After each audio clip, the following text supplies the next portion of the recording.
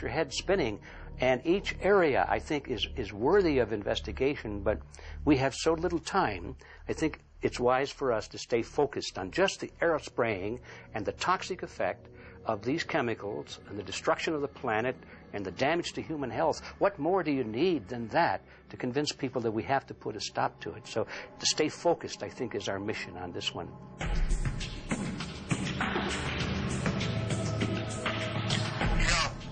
Jeremy, we had an idea. We know that you know the political system real well.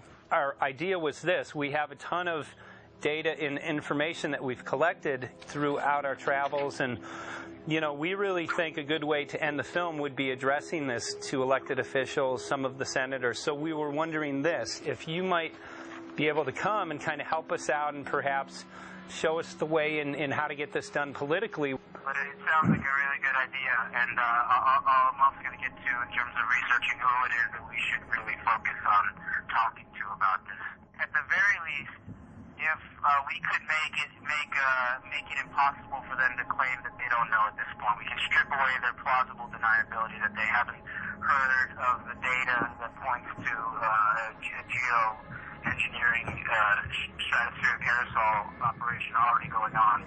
At the very least, it should be very interesting to go to District of Criminality and put some people on alert. Yeah, you have a lot of enemies in Washington. That's where all the power comes together and the money, So there are people there, I'm sure, that just don't want us to do this job. But I'm glad you're going, and you'll find out.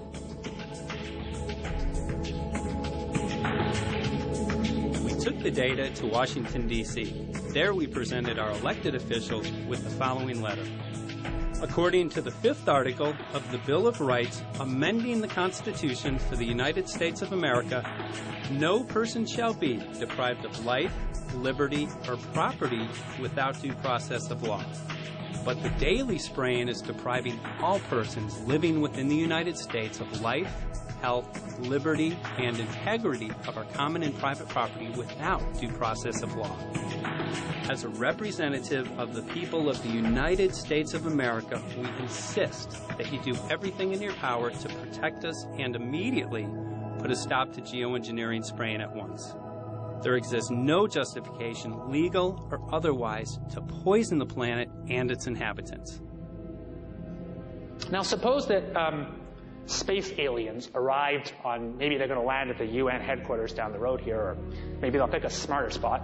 But suppose they arrive and they give you a box, and the box has 2 knobs. One knob is the knob for controlling global temperature, maybe another knob is a knob for controlling CO2 concentrations.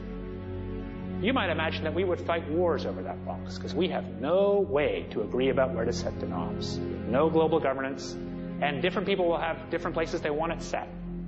Solar engineering is like chemotherapy. No one wants it. But we all want the ability to do chemo and to understand its risks, should we find ourselves with dangerous cancer. How long does it last up there? The lifetimes are years. What, years? A couple years. And then it precipitates out, or? Yeah, that's correct. No toxic side effects that we know of? The thing we always wonder about is the unknown. Yeah. So if you're thinking about, say, the acidification, it's clear that's not a problem. There's several studies that showed that. Right. But of course the concern here is with so little research, there may be some unknown that comes out of left field that bites us. My name's Mike Murphy. I'm a filmmaker in from Los Angeles. We're covering an issue called geoengineering. Okay, thanks guys. Senator, quick question about the issue of geoengineering. I'm afraid I don't know what you're talking about. And wondering if you were supportive of geoengineers' proposals of spraying 10 to 20 million tons of aluminum into the atmosphere. I should really get a briefing paper on it before you give an opinion. Oh, not a problem. Are you aware of the issue? Not completely. At all? Because, okay. Do you have a letter from constituents, and people have concerns? Yeah, We're making a documentary about the I don't know. You guys have credentials to be here? Yes, we do. We pass through security as well. Endowed by our Creator. I think so. Please don't put that. Please don't touch my properties. You're lying. No, what did we lie? What did we lie about, sir? No, we're not. What are we lying about? Lying about what? It's a little unusual, huh? I haven't heard that. You're not aware of it?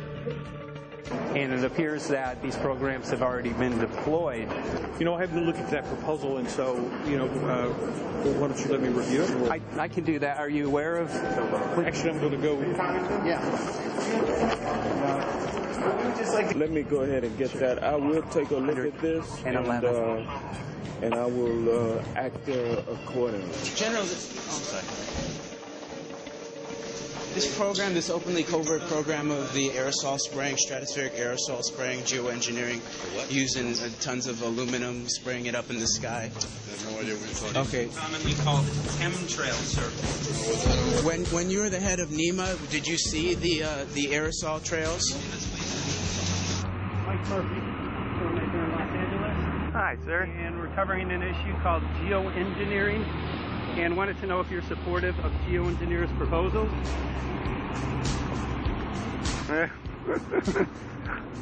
Congressman? Hey, Congressman. I'm wondering if you're supportive of geoengineers' proposals, which is dumping 10 to 20 million tons of aluminum into the atmosphere. Pardon? Okay. You make an appointment to my office. I'm not supportive. I haven't looked at it close, so I don't. Have you heard of the issue? Because it's becoming mainstream in public, and there are actually congressional committees which are being formed to talk about these programs. Mm-hmm. Yeah. Well, I think when we drop anything into the atmosphere, we should know prior to the effect of that, right? Yes. And if we don't have the knowledge as to what the effect will be, we shouldn't do it. I think there are 4 different options for thinking about deployment of geoengineering. The first one would be we just ban it. I would argue that one does not want to get too firm a restriction in place on small-scale studies early on because it'll tie the science hands. I think what the science community ought to be trying to do is say, you do small-scale stuff inside this space, and it's a scientific question what that space ought to be. There shouldn't be a lot of oversight and restriction. Congressman? Excuse me. Hi, I'm Mike Murphy from Los Angeles, covering an issue called geoengineering. These guys are running from the geoengineering issue. I wonder why. I'd have to talk to my staff. I don't know what your details on that are. Have anyone made you aware of the issue, or? Sir? Congressman, your committee talked about geoengineering last November. Are you in support of those proposals? I'd love to give you a paper. Geoengineering? You know nothing about the geoengineering issue? Never heard of it. They call it geoengineering, but... yeah, I never heard of it. It's nothing I've ever heard anything about. I mean, when we looked up in the air today outside, you can see we saw this stuff going on. Quickly, have you heard of geoengineering? No. The proposals to shoot 10 million tons of metals into the air. This committee, Science and Technology, covered it for the first time. No, I've never heard of it. So we were very concerned. How you doing? I'm fine. So what? We spoke with Congresswoman Watson's office, and her press secretary, Ms. White, was familiar with Representative Kucinich's Space Preservation Act, which mentioned chemtrails and the weaponization of the atmosphere and space, and then it was pressured to be taken off the bill. Did you see the aerosol spraying going on today over the Capitol? Congressman? Geoengineering carries with it a tremendous range of uncertainties, ethical and political concerns, and the potential for catastrophic environmental side effects. He's not one to do interviews very often, so not since we usually really pressure him into it. Okay. So don't, all that is, don't hold your breath. As chairman of the Committee of Jurisdiction, I feel a responsibility to begin a public dialogue and develop a record on geoengineering. We want to know if you're supportive of their measures by spraying 10 to 20 million tons of aluminum into the atmosphere? No, I think we need to have more research. Okay. And about the issue of current deployment, there's literally a mountain of evidence that many people believe proves the deployment of these programs Any knowledge of that? No, there's certainly not a mountain of evidence. But I do support research into geoengineering, and I also support looking into the international governance of that. Okay. I hope anybody that has studied it knows, at least I think, that it's a radical proposal, and I hope we don't have to use it, but there may come that point in time where we do. Now, if we could provide you with the evidence that suggests that these programs are and have been ongoing, would you be willing to address this publicly? We've had about 3 or 4 hearings on it. We have addressed it publicly. Well, not about the proposals, but about the current deployment of these programs. Citizens. I don't support the current deployment. I think we need to have more research, and they have consequences that go beyond one nation. And so I think that there needs to be governance to that. Governance is not simply an issue of deployment, but governance before deployment in terms particularly of large-scale scientific fieldwork. I concede that on this subject and in general, it's not popular to talk about global rules. And when these people started talking about the need for UN Security Council oversight, a supranational environmental security enforcement with a strong mandate by the UN, it really is clear that they're looking for a global power behind the manipulation of the environment. But I do think it needs to be sort of an international kind of treaty that does tie and bind all nations into a common fate. It is a common fate. And unfortunately, it's not just big governments that could do this. It is small governments. It is billionaires probably could figure, I'm going to save the world all by myself, and I won't bother to mention it. How do we decide when there's a planetary emergency? Whose hand is on the thermostat? How do we decide when to start it? There's no way to do that right now. And what if we do start doing it, and then by some problem with the technology or with the will, that we can no longer do it? In a year or two, the aerosols will come out of the atmosphere and temperatures will shoot up at a rate much faster than it's going up now. And it's that rate of change that's hard for us to adapt to. So once we start it, we'll be sort of locked into doing it for a long, long time.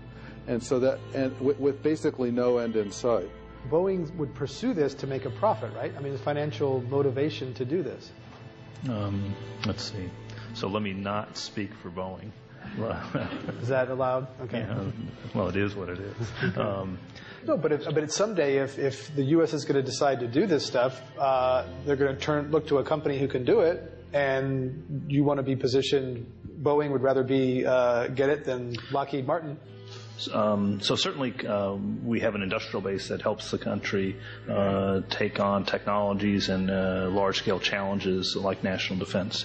And we do that both for a profit motive as well as, I think, as a national service. So I think it would be truly disastrous if we discovered a few years from now that there was a black program that some government had stood up to sort of learn on the quiet how to do this. It's pretty clear you can cool the planet, but you will not and cannot bring it back to exactly the same climate state you started with. So you may or may not, and I expect we'll have a lot of back and forth about how useful it is to ameliorate the risks of climate change. I think there's a good evidence it probably is useful, but we don't know. But it certainly can't get you back to exactly the climate you started with. I think everybody agrees with that. Do you think you'll see deployment in our lifetime? Let me say I hope not. Al? I would agree. I hope not. I hope not. Okay. I see this as something like an evacuation plan. That you build big dikes. Maybe that's the emissions reduction to try to keep the flood from wiping you out. But that if that flood should come, that you'd like a plan for what to do in the event of that catastrophe. So I see these options more as a catastrophic response option and not as a way to reduce risk of everyday climate change. You would advocate mitigating consumption of beef as a means of accomplishing your objective? Yes. How would you suggest going about that? You can't. I don't I mean, it's your job to decide what to tax and what not to tax. Obviously, if you wanted people to behave differently, you give them incentives and disincentives for behavior. But I'm sure that's the answer you wanted to hear, Mr. Smith. If only my time had not expired. Thank you, Mr. Chairman. Because there's literally aluminum and barium contamination found around the world, believed to be from these programs. Like, look, today over the Capitol, looks like they're deploying some type of aerosol. Did you see it? No, I didn't, but good to see you. In a James Bond scenario, some rogue rich guy puts some airplanes in the air and seeds the clouds. What is to prevent that? Okay, are you aware of the issue? You do it through the... Are you in support of those proposals? What is your take? I don't know anything about it. You're not. I have to get more information. I've got a chair here. Okay, we'll give you a letter on that. Yeah, this is a letter from constituents. Okay, great. Excellent. And many people believe that these programs have already been deployed because mass contamination has been found. Geoengineering programs, stratospheric. Got it. Yeah. Spraying from airplanes. Okay. So what is happening? People from around the world are finding contamination. Let me take care of this and I'll talk to you when I come back. I'll be back. Thank you very much. We see that even though we might make the average temperature of the planet about right, the rainfall patterns change some from today. And some places become warmer and some places become cooler. So there are going to be winners and losers in this geoengineering activity if we were to do it. But nevertheless, as David has said, there are reasons why we might consider doing it. Many people are deeply concerned about it because of the toxicity of aluminum, and it has been addressed to Congress in various committees. Would you take a look at a letter from some of your constituents addressing the concerns? Excuse me if I go. Okay. Can I give you a letter from constituents? Are you aware of their proposals of dumping? Gotcha. Thanks. Well, I'm not familiar with it, so I don't know what they're doing. Okay. Well, geoengineers are proposing just that, dumping aluminum and barium into the atmosphere. Why would they do that? Aluminum's a precious metal we can use. Well, the stated goal is to actually cool the planet. However, there's a... Sounds strange. Right, exactly. So they're proposing dumping these metals into the air to block the sun, essentially. We're here to just find out what members of Congress are I hope aware. we would have a strong hearing on that before we decide to do that. I would hope so. And there's plenty of evidence that not only suggests that these programs have been deployed, because we're finding contamination of aluminum and barium on the rain, snow, and soil. Okay, thank you. Thank you. LA County has seen 200% increase of Alzheimer's over the last decade. Tons of ground and water samples showing high levels of aluminum all around our state. Why don't you give me all the information you have? I have some very good people I will assign it to. Okay. And if you get it to Mr. Lavelle, okay. we will He's get got it my to card the and right... send me an email and yeah. we'll take a look at it. We'll be in touch. Okay. We are investigating this, and there's literally a mountain of evidence that suggests that these Okay, programs are move going that on. mountain over to us. You Let got us it. take a look at it. And look up, Thank keep looking you. up into the sky and you'll see some of it too. Oh, okay. You will. You can All see right. the aerosols being sprayed out of airplanes quite a bit. Okay. So thank you. Yeah, the future of humanity is definitely dependent on it. So we're counting on people like yourself to take some proactive steps. So thank you very much, guys. You're very welcome. Appreciate Thank it. you. Thank you. Right.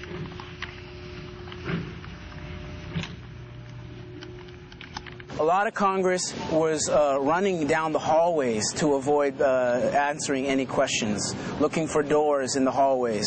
So apparently the war is against all of us, and we're all in a hostage crisis. People who took an oath to uphold and defend the Constitution are not only know this is happening, are participating in this. And all of us have a duty to stand up and speak out about it. Why is the water being contaminated? Why is the soil being contaminated? Why are aluminum-related diseases going up? And it's affecting all of us, and thus we all have the duty to stand up and speak out and get educated and stop this. For our own sake, for our children's sake, it is a crucial moment in history right now. The human beings, we need to decide whether to live on our knees while being sprayed and poisoned every day, or being under a continual threat, or whether we are going to stand up and live as free human beings and seek truth, justice, peace, and freedom for all of God's children. So as you can see, we're ending our film here in Washington, D.C. We've made many public officials aware of this. Most of them either denied any knowledge of this or they simply were unwilling to address the situation with us. So as you can see right behind the White House, we do have aerosols behind us. The spraying has continued. What is the solution? Is the solution here in Washington, D.C.? Clearly, this is one of the solutions, but the solution is not only here, the solution is within you. This issue affects all of us so deeply. So you need to look inside. Please get active, get involved, start spreading the word with growing awareness. About 90% of the population, we believe, is unaware of this issue, which means 90% of the people who normally might do something if they knew are not doing anything because they are unaware. So please look into your heart, use whatever skill you have to get the word out. The future of humanity is dependent upon it.